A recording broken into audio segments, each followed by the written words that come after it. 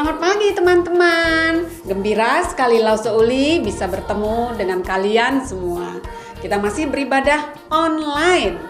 Siap-siap adik-adik, siap-siap teman-teman. Pagi ini kita bernyanyi dulu ya. Kita bernyanyi memuji Tuhan. Yesus berjanji.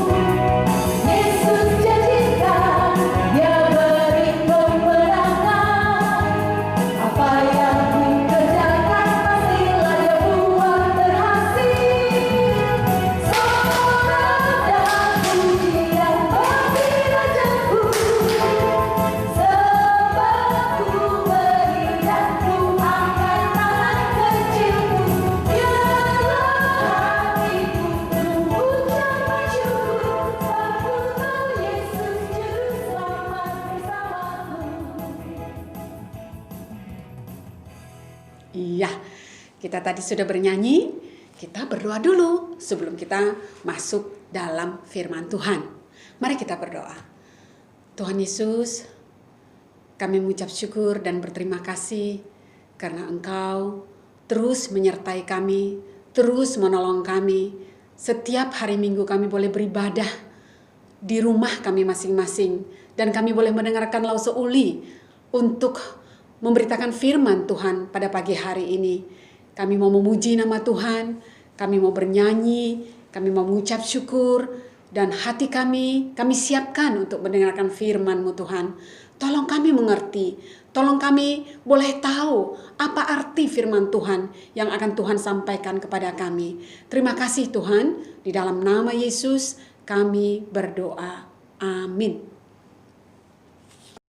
Sekali lagi kita bernyanyi. Nyanyian ini judulnya Dia Immanuel.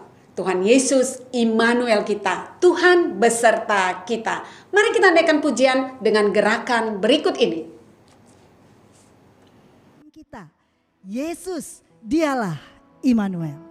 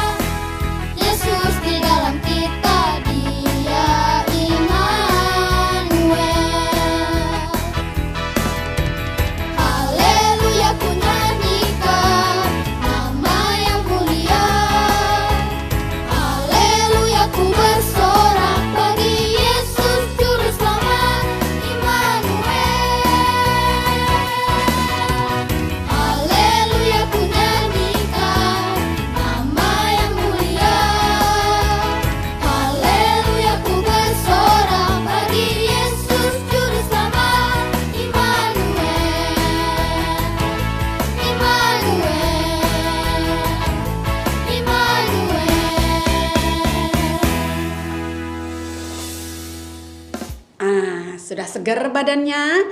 kita sudah memuji Tuhan, saatnya kita mendengarkan firman Tuhan. Sebelum langsung Uli menceritakan firman Tuhan, kalian tonton dulu video ini. Nanti ceritanya supaya lebih nyambung, lebih ngerti. Oke teman-teman, tonton videonya. Bawalah Harun kakakmu dari tengah-tengah orang Israel beserta anak-anaknya Nadab, Abihu, Eliasab, dan Itamar. Khususkanlah mereka sebagai imam bagiku. Mintalah penjahit yang telah kuberi keahlian untuk membuatkan pakaian imam kudus untuk Harun, yang memberinya keindahan dan kemuliaan dan yang akan menguduskannya, sehingga ia dapat melayani aku sebagai imam. Inilah pakaian yang harus dibuat: panel bagian dada, efod, jubah, dan baju panjang yang bersulam, serban, serta ikat kepala. Buatlah pakaian kudus itu untuk Harun kakakmu dan untuk anak laki-lakinya, supaya mereka dapat melayaniku sebagai imam. Buatlah efod menggunakan benang emas, benang biru, ungu, merah, dan benang linen halus yang dipintal oleh seorang ahli tenun. Buatlah 2 tutup bahu, yang kedua ujungnya dijahit sambungan pada efod. Buatlah sabuk pengikat dari tenunan halus dari bahan yang sama dengan efod yang dijahitkan pada efod itu, supaya menjadi satu bagian.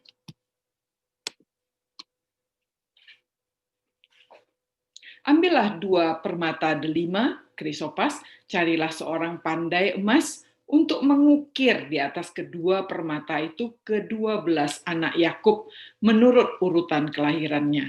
6 nama pada setiap batu. Tempatkan permata-permata ini di dalam bingkai emas. Kemudian pasang keduanya pada tutup bahu.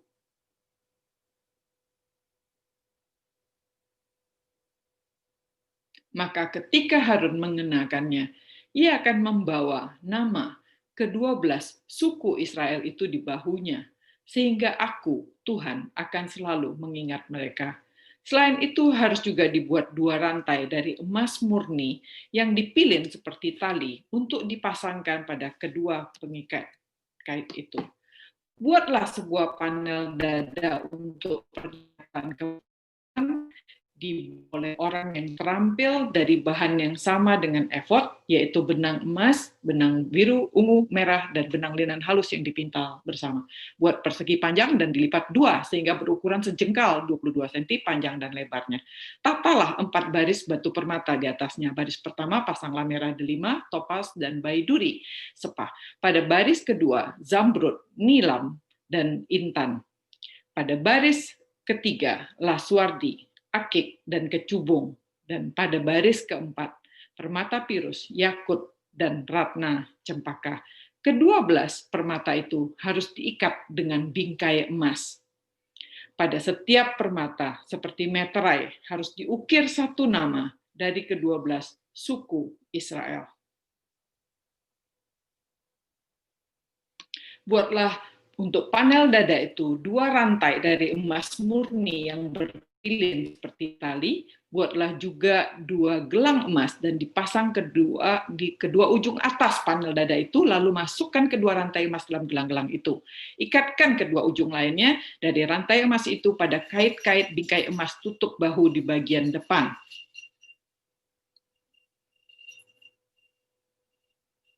Buatlah 2 gelang emas di ujung bawah sebelah dalam panel dada, dan 2 gelang emas lagi di bawah tutup bahu sebelah depan.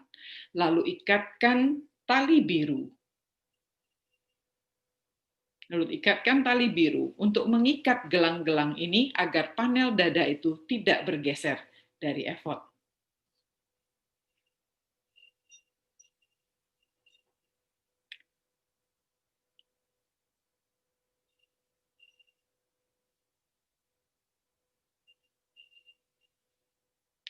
Jadi saat masuk menghadapku, di atas jantungnya Harun harus membawa ke-12 nama suku Israel yang terukir pada panel dada pernyataan keputusan ini, supaya aku, Tuhan, selalu mengingat umatku. Di dalam panel dada itu taruhlah Umim dan Tumim di atas jantung Harun pada saat ia menghadap aku, sehingga tetap di atas jantungnya. Harun harus membuat keputusanku bagi orang Israel.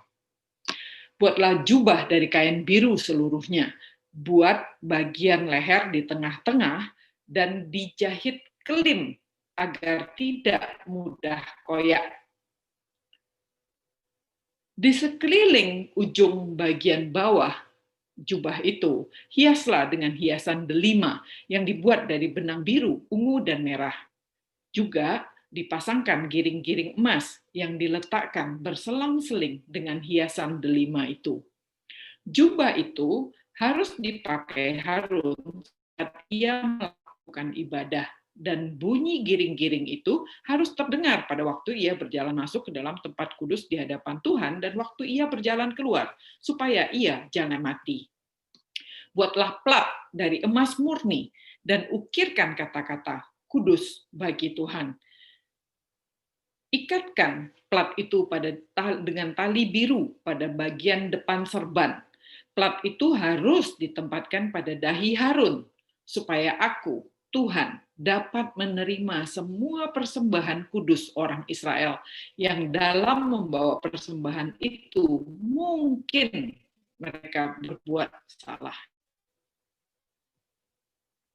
Untuk Harun buatlah baju panjang dan serban dari tenunan linen halus, buat juga ikat pinggang yang bersulam. Untuk anak-anak Harun buatlah juga baju panjang, ikat pinggang, dan serban yang memberi mereka kehormatan dan keagungan. Kenakan pakaian itu pada Harun, saudaramu, dan anak-anaknya. Urapi mereka, tahbiskan dan kuduskan mereka, sehingga mereka dapat menjadi imam bagiku. Lalu, buatlah bagi mereka celana lenan pendek dari pinggang sampai ke paha untuk menutupi auratnya. Harun dan anak-anaknya harus memakainya apabila mereka masuk ke dalam kemah pertemuan atau saat mendekati mezbah untuk melakukan ibadah di tempat kudus, supaya mereka jangan membawa kesalahan kepada dirinya lalu mati. Itulah ketetapan untuk selama-lamanya bagi Harun dan bagi keturunannya. Firman Tuhan yang akan kita dengar hari ini, teman-teman, berbeda dengan firman Tuhan minggu-minggu sebelumnya. Hari ini kita banyak belajar bagaimana imam dipersiapkan oleh Tuhan. Dipersiapkan oleh Tuhan. Tuhan sendiri yang memilih siapa yang menjadi imam pada zaman dulu, zaman Perjanjian Lama. Siapa yang dipersiapkan Tuhan yang menjadi imam? Imam besar satu dan imam-imam lainnya anak-anak dari imam besar tersebut. Nah, firman Tuhan pagi ini kita melihat dari kitab Keluaran pasal 28 dan pasal 39. Bagaimana Tuhan mempersiapkan seorang imam besar. Apanya yang dipersiapkan, Lause? Ternyata Tuhan mempersiapkan busana, baju imam besar itu harus spesial, gak boleh sama yang lain. Imam-imam lain juga dipersiapkan Tuhan, tetapi ada satu orang, imam besar yang dipilih Tuhan, dipersiapkan Tuhan, semua busana-busana, semua ornamen-ornamennya ditentukan oleh Tuhan. Jadi Tuhan sendiri yang merancangnya. Tuhan suruh Musa, Tuhan menyuruh Musa, dan kemudian Musa memerintahkan kepada orang-orang yang ahli membuat grafir, ya, membuat emas, menenun. Nah, Tuhan pun memberikan kepandaian kepada orang-orang tertentu. Nah, sekarang mari kita lihat bagaimana Tuhan menyuruh Musa untuk membuat pakaian dari imam besar. Teman-teman, ada berapa suku bangsa Israel? 12 suku, ya. Mulai dari Ruben, Simeon, Lewi, Yuda, sampai ke Benyamin. Ada 12 suku dari bangsa Israel. Dari ke-12 suku ini, yang dipilih Tuhan menjadi imam dari suku Lewi. Dari suku Lewi lah yang dipersiapkan Tuhan untuk menjadi imam baginya. Imam bagi Tuhan. Nah, dari suku Lewi ini, ada lagi yang dipilih Tuhan, yaitu Harun dan anak-anaknya. Eleazar, Itamar, ya, ada 4 anaknya, ya. Imam besar hanya 1 orang, dan Tuhan memilih Harun sebagai imam besar. Anak-anaknya menjadi imam, disebut imam saja, bukan imam besar. Imam besar itu artinya apa, teman-teman? Imam besar itu artinya mewakili umat untuk menghadap Tuhan.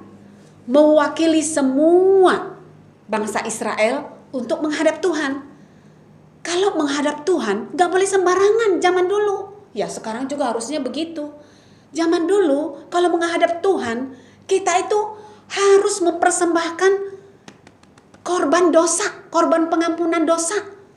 Dan kita juga harus membakar korban untuk kita bisa datang ke kemah pertemuan. Ya, pada awal sebelum cerita ini, Musa sudah lebih dulu disuruh Tuhan untuk membuat kemah pertemuan, kemah suci.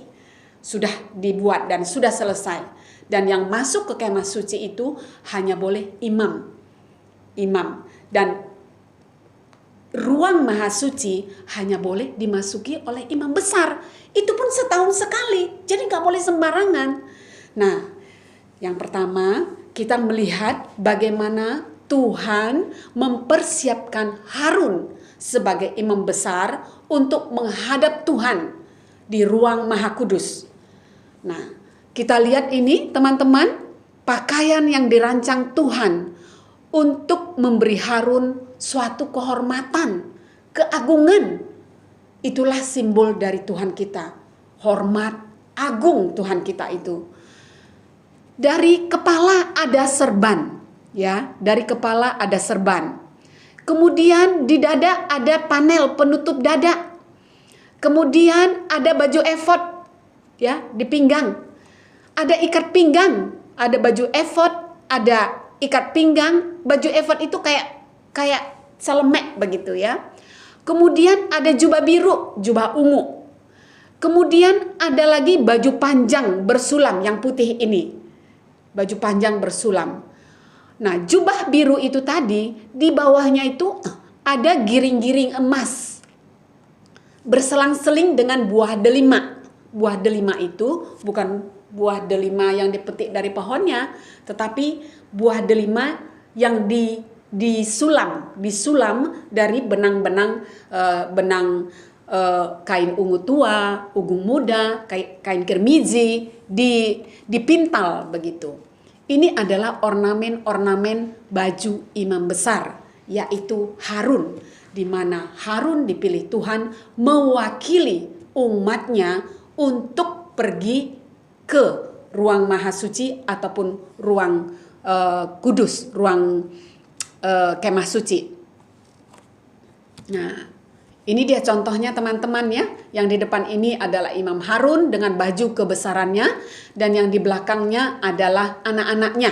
Anak-anaknya memakai destar putih, pakai serban kepala, dan juga pakai ban pinggang. Nanti kita akan pelajari satu persatu. Ini adalah benang-benang. Benang-benang yang dipersiapkan untuk memintal atau ditenun. Jadi ada benang warna emas ya, ada benang warna biru, ada benang warna merah ya, ungu tua, ungu muda. Kalau kita bilangnya biru ya, tetapi kalau Alkitab mengatakan ungu tua ya, ungu muda, dan juga benang warna putih. Benang emas ini kilap-kilap dia, kerling-kerling ya, mengkilap. Nah, ini dipintal untuk menjadi baju efod atau menjadi penutup dada. Nah, seperti yang di bawah ini. Kita lihat lagi ya. Nah, ini dia tadi ikat pinggang bersatu dengan baju efodnya. Kita lihat di sini ada warna merah ya, ada warna ungu tua, ungu muda, ada warna emas-emasnya ya, berling-berling ya.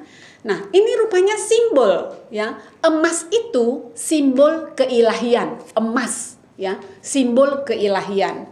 Merah simbol darah kehidupan ya, merah darah itu kehidupan. Warna ungu simbol kerajaan. Warna biru simbol surga. Putih simbol kebenaran atau kemurnian. Lenan halus ya, ada tadi lenan halus warna putih, itu adalah simbol kebenaran. Jadi semua ini punya arti. Nah, teman-teman, rupanya tenunan kain ini sama dengan penutup kain kemah suci. Jadi sama, terbuat dari bahan-bahan seperti ini juga dan warnanya pun sama. Ya, sama. Itulah yang dirancang Tuhan. Nah, ini dia ban pinggangnya ya, ikat pinggang, warnanya sama ya, sama baju efod tadi ya. Nah, ini adalah batu krisopras. Krisopras ya. Batu ini diukir ke 12 suku bangsa Israel. Ruben diukir ya, Simeon menurut tanggal kelahirannya, berarti Ruben itu nomor 1, 6 di batu krisopras yang 1 dan 6 di batu yang satunya. Dan ini nanti ditempel di bahu Harun, ditempel ya. Cara menempelkannya pun ada caranya. Setelah digrafir di granit begitu ya, diukir begitu, diukir. Jadi artinya nggak hilang-hilang, nggak disablon. Kalau disablon kan bisa hilang ya. Tapi ini diukir, artinya tidak akan hilang ya.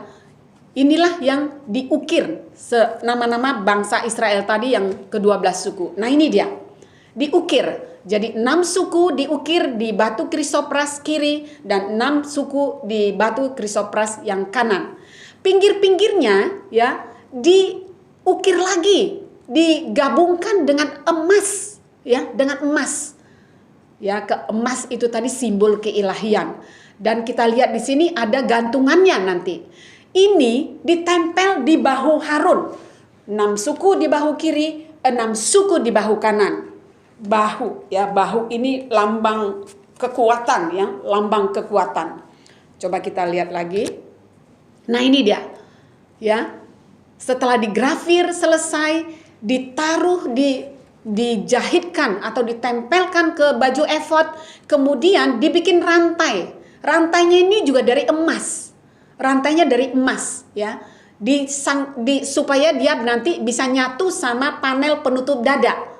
Nah, begitu di kiri, begitu juga di kanan. Ya, ada 6 suku ditanggung ya, ditanggung di atas bahu Harun. Nah, inilah kita seperti Tuhan Yesus menggendong kita di bahunya. Domba yang hilang, dia cari sampai ketemu. Setelah ketemu domba yang hilang tadi oleh gembala, ditaruhnya di atas bahunya, digendong ya, digendong. Jadi bahu itu adalah simbol kekuatan atau simbol tanggung jawab. Artinya seluruh suku Israel digendong oleh imam besar untuk menghadap Tuhan pada kemah suci waktu mereka datang kepada Tuhan. Artinya apa? Beban dari 12 suku bangsa Israel itu dibawa oleh imam besar Harun ya. Apapun masalahnya dibawa oleh imam besar Harun ya, digendong, dipikulnya ya, ditanggung jawabi oleh imam besar Harun untuk menghadap Tuhan. Nah, setelah batu krisopras yang di bahu, Tuhan menyuruh lagi membuat panel dada pernyataan keputusan. Nah, itu yang di dada Harun ya, yang di dada. Panel, namanya panel dada pernyataan keputusan. Warna bahannya sama yang tadi ya, sama baju efod ya, terbuat dari benang kirmizi, kain ungu tua, ungu muda, dan juga benang-benang emas ya, dibuat Tuhan. Nah, panjangnya sejengkal, lebarnya juga sejengkal, dibuat 2 lapis. Dibuat 2 lapis. Nah, lapis atas ya, yang paling depan digrafir lagi, ada batu akik, ada 12 batu itu. Coba kita lihat. Nah, ada 12 batu. Jadi 12 batu itu disusun, 1 baris, 3 batu. Jadi ada 4 baris. Ternyata batu-batu itu ditulis lagi, diukirkan lagi. 1 batu, 1 nama suku bangsa Israel. Jadi yang paling kiri atas itu suku Ruben, suku Simeon, dan ke-12 batu itu adalah mewakili nama ke-12 suku bangsa Israel. Bayangkan teman-teman, tadi di bahu sudah ditulis, sekarang di dada juga ditulis 12 suku bangsa Israel. Dan Imam Harun harus membawa itu semuanya, bebannya itu dipikulnya, dibawanya menghadap Tuhan dikala dia pergi ke kemah suci. Nah, ini dia nama-nama batunya ya. 12 suku. Jadi 12 suku itu sama berharganya di mata Tuhan. Tuhan gak bilang dia lebih sayang sama suku A, suku B. Sama berharganya di mata Tuhan. Kenapa taruh di dada, teman-teman? Artinya, dada itu artinya dikasihi, disayang sama Tuhan. Tuhan sangat sayang kepada 12 suku bangsa Israel. Dan Tuhan juga sangat sayang kepada teman-teman. Tuhan juga sangat sayang kepada kita semua. Ditaruhnya di dadanya. Artinya kita ini sangat disayangi, sangat dikasihi oleh Tuhan. Sama kita berharganya di mata Tuhan. Mau kulitnya putih, mau kulitnya hitam, rambutnya lurus, rambutnya keriting, semua disayang Tuhan. Gak ada pilih kasih Tuhan. Sama berharganya di mata Tuhan. Nah, ini dia panel tadi. Dia 2 lapis. Dan tiap ujungnya itu dikasih dikasih cincin, lingkaran, supaya nanti bisa dikaitkan ke panel yang di bahu, ya, di bahu sama di pinggang. Dan pengikatnya itu terbuat dari emas, ya. Coba lihat tuh, berling-berling dia. Nah, itu 2 lapis, ya, sejengkal panjangnya dan sejengkal lebarnya. Kenapa harus 2 lapis? Nah, itu dia, bisa dimasukkan tangan, ya, bisa dimasukkan tangan. Karena apa? Nah, kita lihat lagi. Karena itu nanti untuk memasukkan, nah ini dia panel dada tadi ya, panel dada penutup pernyataan keputusan, panel dada pernyataan keputusan. Nah, kenapa dia tadi bisa dimasukkan ke dalam panel tadi? Supaya bisa dimasukkan Urim dan Tumim. Apa itu Urim dan Tumim? Urim dan Tumim itu adalah kalau imam besar meminta keputusan dari Tuhan, maka Tuhan akan menjawabnya melalui Urim dan Tumim ini. Urim itu yang putih, Tumim itu yang hitam. Tapi artinya gak sama loh. Urim yang putih itu artinya tidak, atau artinya kutukan, atau artinya salah. Itu artinya yang putih tadi, Urim. Tetapi yang hitam artinya iya, ya, terhadap masalah yang disampaikan oleh Imam Harun kepada Tuhan, jawabannya masalahnya itu iya. Jadi kalau nanti Imam besar Harun menghadap Tuhan, ya, dan meminta apa jawab Tuhan atas masalah-masalah yang timbul pada suku-suku bangsa Israel, dia harus meminta jawaban itu dari Tuhan. Dan jawabannya bagaimana? Nanti kalau Harun memasukkan tangannya, yang keluar adalah batu putih, Urim artinya tidak. Tetapi kalau dimasukkan lagi tangannya, yang keluar adalah batu hitam, Tumim, artinya iya. Ingat ya teman-teman. Nah, biasanya kita tahu kalau yang putih itu iya kan, hitam itu enggak, tapi itu balik.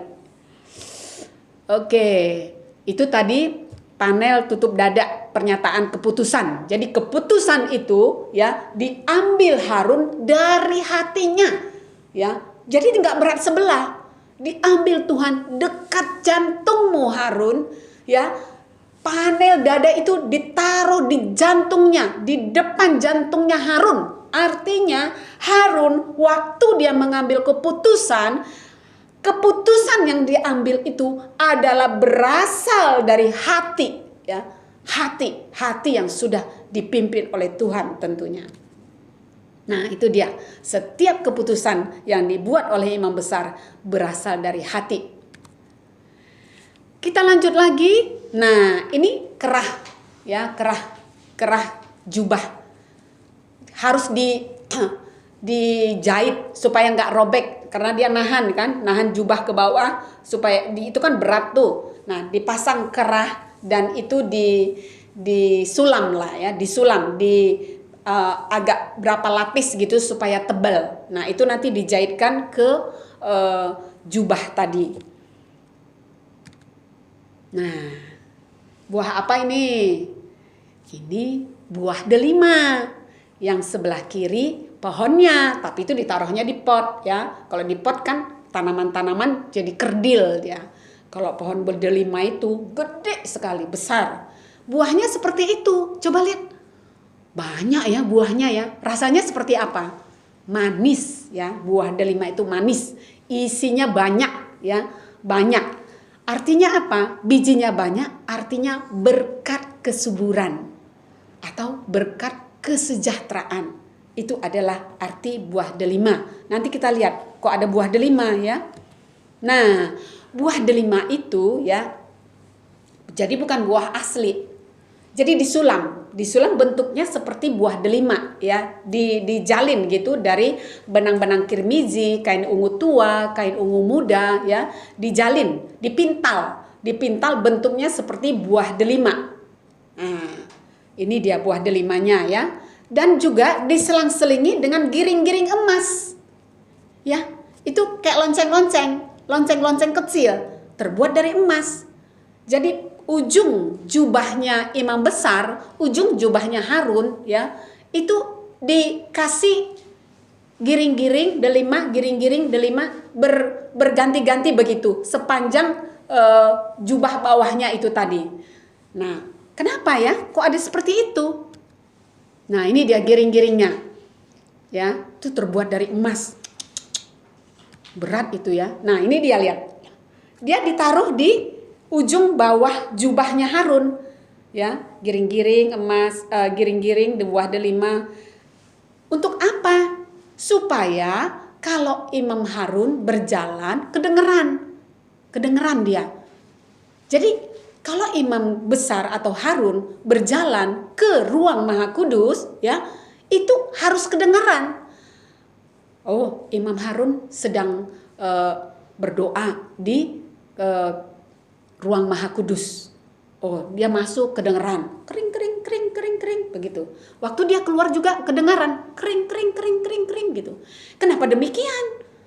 Karena kalau nggak bunyi kering, artinya imam besar itu mati. Berarti dia mati di ruang Maha Kudus atau di sekitar situ, di ruang Maha Kudus itu mati. Kenapa dia mati? Ya, mungkin berbuat sesuatu yang tidak dikehendaki Tuhan. Makanya harus bunyi.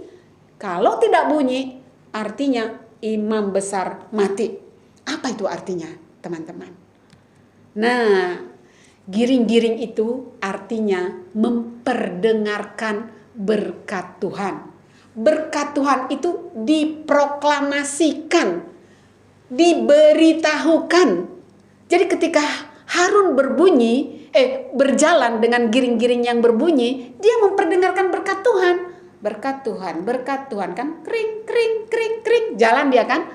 Nah, jadi berkat Tuhan itu rupanya harus dibagikan, gak boleh keep sendiri, gak boleh makan sendiri. Kalau Uli punya kue 2 biji, 1 kasih teman, ya. Kalau Uli punya banyak baju lah ya, ada orang yang gak punya baju loh, ya. Uli kasih ya, bukan hanya makanan, bukan hanya baju, apalah yang orang lain butuhkan dari kita. Kita harus membagi berkat kepada orang lain. Itu artinya giring-giring tadi, memproklamirkan berkat Tuhan. Artinya berkat Tuhan yang kita terima itu juga bisa dinikmati oleh orang lain. Siapa di sini pernah kasih bagi kue untuk temannya? Ayo, siapa? Siapa pernah kasih apa lagi ya? Mungkin buku, mungkin baju, mungkin pun uang kepada orang yang nggak punya. Atau mungkin kasih masker yang sekarang lagi laris nih. Boleh kita bagi masker kepada orang lain ya. Sangat berterima kasih orang lain tersebut kalau kita bagikan masker. Kita juga udah pernah ya bagikan masker ya waktu Natalan kemarin. Iya, Suli hampir lupa. Rupanya kita juga sudah bagi-bagi masker kepada tukang ojek, tukang sapu jalan ya. Mereka sangat terima kasih loh. Makasih ya teman-teman ya sudah bagi berkat sama mereka. Kita lanjut lagi. Nah, gambar apa ini? Ini adalah plat patang yang akan ditaruh di dahi Harun. Nah, ini tulisan Ibrani nih. Ya, ini tulisan ini artinya kudus bagi Tuhan. Kudus bagi Tuhan. Jadi Imam Harun itu dipandang oleh Tuhan itu kudus bagi Tuhan. Kudus. Baru imam besar itu layak di hadapan Tuhan. Karena ada tulisan patam di dahinya Harun, kudus bagi Tuhan. Ada tulisan itu.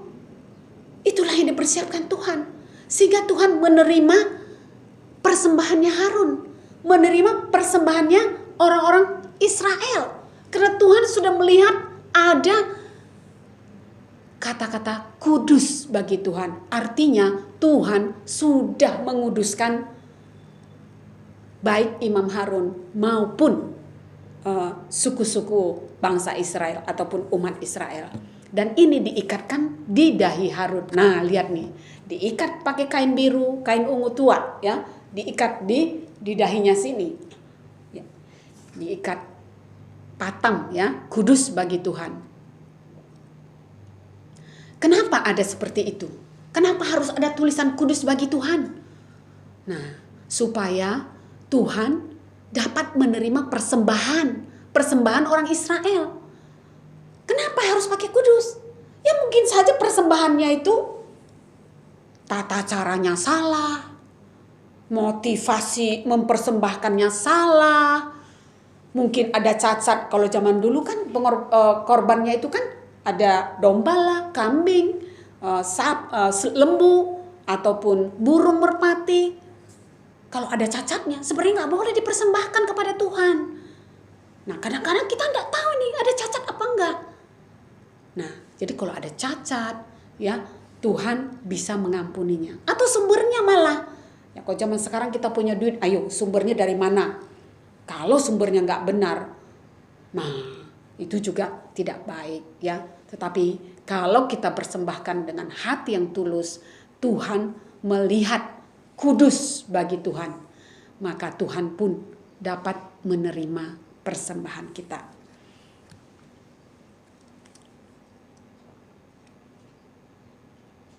Ya, ini sudah dijelaskan. Nah, Keluaran pasal 28 tadi ya, sepanjang itu ada 40 ayat ya. Keluaran 28. Bayangkan 38 ayat dari Keluaran pasal 28 itu tadi, 38 ayat, artinya sebagian besar, hanya 1-2 ayat saja yang tidak memuat busananya imam besar. Kenapa Lause? Dari Keluaran 28 ini hampir semuanya menuliskan bagaimana Tuhan mempersiapkan Musa menulis ornamen-ornamen, pernik-pernik busananya imam besar. Karena apa? Karena Tuhan mau sesuai dengan standarnya dia. Standarnya Tuhan itu loh, standar kekudusan Tuhan. Kita ini gak ada yang kudus. Kita ini semua najis. Tetapi Tuhan menyuruh Musa membuat busana imam besar sedemikian rupa, karena itu mencerminkan kekudusan Tuhan, dan itu juga mencerminkan perhiasan kemuliaan Tuhan. Bagus kan tadi, dari emas, cakep ya, warna-warni. Jadi perhiasan yang mulia untuk Tuhan. Itulah standar kekudusannya Tuhan, dan harus seperti itulah kalau kita datang menghadap Tuhan. Harus seperti itu. Jadi nggak boleh sembarang-sembarang kita datang sama Tuhan. Baju juga harus dipersiapkan, apalagi hati. Nah, inilah dia yang biru ini, ya, kain ungu tua. Ini adalah baju-baju ataupun busana imam besar yang dipakai oleh Harun. Ingat, imam besar itu hanya satu orang, dan Tuhan menyediakan, ya, mendesain bagaimana baju imam besar. Sementara yang putih adalah anak-anak Harun, ya. Anak-anak Harun ada 4 orang, ya. Dia pakaiannya seperti ini, putih, serbannya putih. Jadi imam itu artinya siap melayani Tuhan. Baju panjang untuk penutup tubuh, ikat pinggang adalah lambang hamba yang siap melayani. Serban itu untuk penutup kepala supaya ada tulisan kudus bagi Tuhan di dahinya Harun, ya, patang yang terbuat dari emas, ya, itu ditempel di dahi Harun yang tulisannya adalah kudus bagi Tuhan. Jadi, nah ada satu lagi. Nah ini cuma 1 ayat aja menulis ini. Mereka harus pakai celana, nggak boleh nggak pakai celana, ya. Celananya itu mulai dari pinggang sampai lutut, ya. Celananya dari paha lah, ya, dari pinggang sampai lutut, sampai untuk menutupi aurat supaya nggak kelihatan ininya, ya. Harus pakai celana loh, jangan nggak pakai celana, ya. Tuhan aja sampai suruh sedemikian rupa, imam itu semua harus pakai celana. Nah, aneh ya, Tuhan ini mempersiapkan imam, ya, Imam Harun.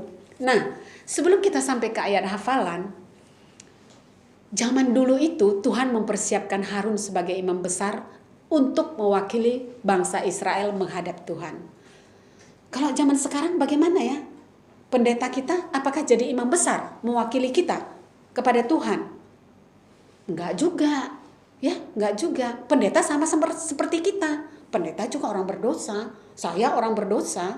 Kalian semua juga orang berdosa. Ya, siapa jadi perantara kita untuk bisa menghadap Bapa di sorga? Sekarang yang menjadi imam besar kita adalah Tuhan Yesus. Tuhan Yesus sudah mengorbankan semuanya. Darahnya sudah dia korbankan. Dia sudah mati di kayu salib.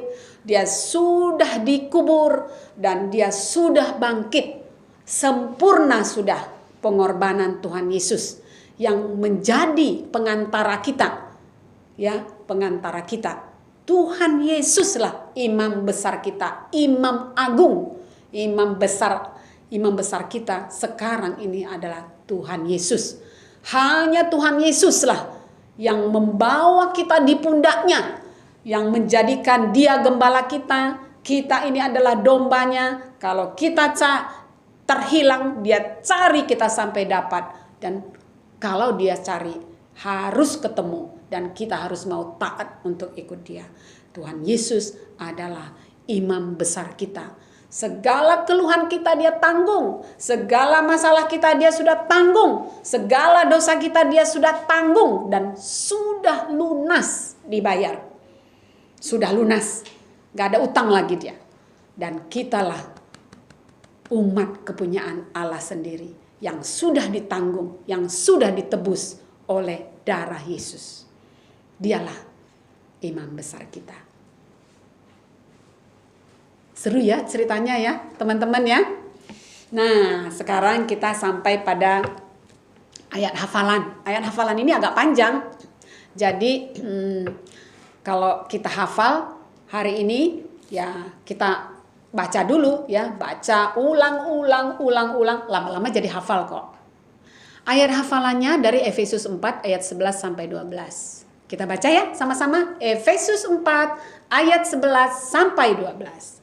Dan ialah yang memberikan baik rasul-rasul maupun nabi-nabi, baik pemberita-pemberita Injil maupun gembala-gembala dan pengajar-pengajar untuk memperlengkapi orang-orang kudus bagi pekerjaan pelayanan, bagi pembangunan tubuh Kristus.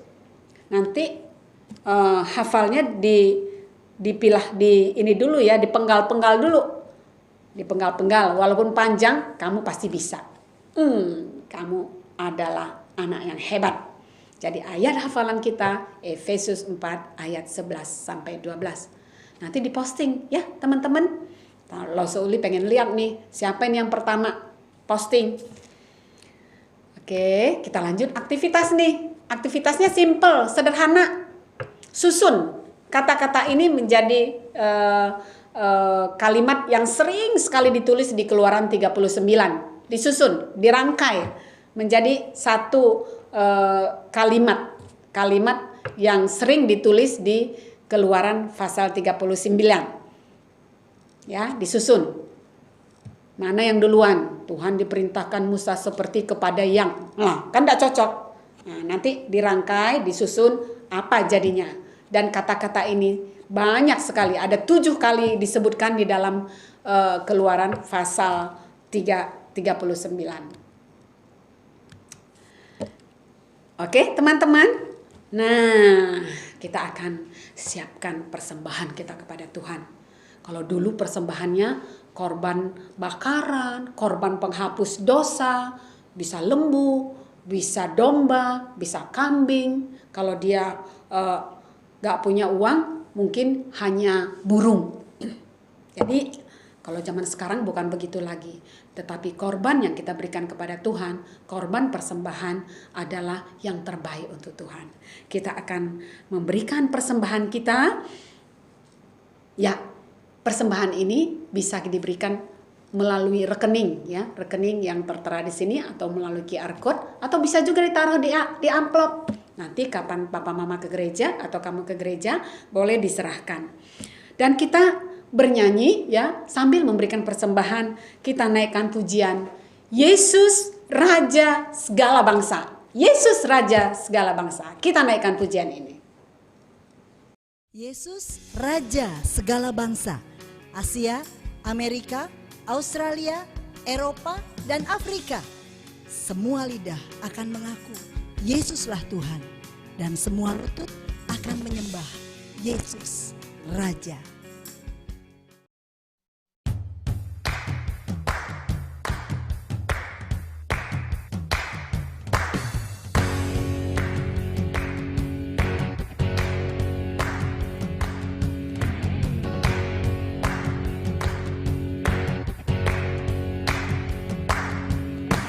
Yesus Raja segala bangsa, segala benua memuji Dia. Asia, Amerika, Australia, Eropa dan Afrika. Yesus Raja segala bangsa, segala benua memuji Dia.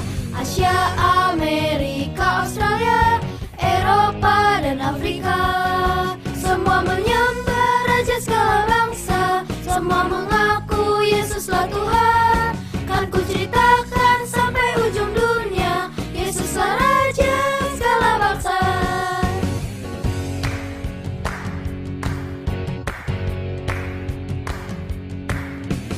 Yesus Raja segala bangsa, segala benua memuji Dia. Asia, Amerika, Australia, Eropa dan Afrika. Yesus Raja segala bangsa, segala benua memuji Dia. Asia, Amerika, Australia, Eropa dan Afrika. Semua menyembah Raja segala bangsa, semua mengaku Yesuslah Tuhan. Kan ku ceritakan sampai ujung dunia, Yesuslah Raja segala bangsa.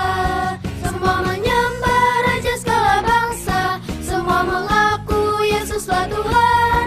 Kan ku ceritakan sampai ujung dunia, Yesuslah Raja segala bangsa.